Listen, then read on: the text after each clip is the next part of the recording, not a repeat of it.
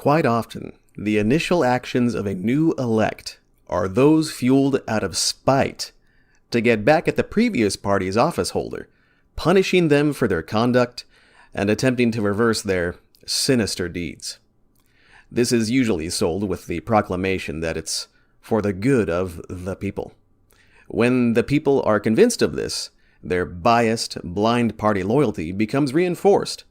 National debt is unnecessarily increased, and voters are successfully pitted against each other once more for the following election. A troublesome cycle, this.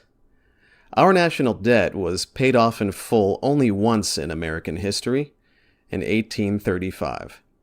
The country fell into debt again the following year. It's rising much faster today than it has in prior generations. According to the U.S. debt clock, our national debt was still less than $1 trillion in my birth year of 1980. It took 28 years before it surpassed the $10 trillion mark in 2008. Just 9 years later, another $10 trillion had already been accrued. Here we are just 4 years after that, and we've nearly added an additional $9 trillion to reach the current balance of $28.895 trillion in national debt. Even when accounting for inflation, that's an embarrassing and inexcusable development. There's been no slowing it of late, and the only element that has been focused on during debates about the debt is whose fault it is. Fun fact, 8 presidents have served in office since 1980. Half were Democrats, and half were Republicans. Want to go back further? Since the national debt was paid off in 1835, 39 presidents have served. 16 Democrats, 19 Republicans, and 4 Whigs.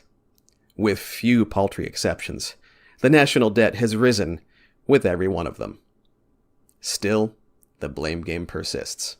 Whichever party's candidate holds current office will be incriminated by the majority of their rival party's loyalists. The accused will then offer the stale classic retort of blaming the policies set in place by a representative of the former party in power, be it a president, Congress member, or even a city official.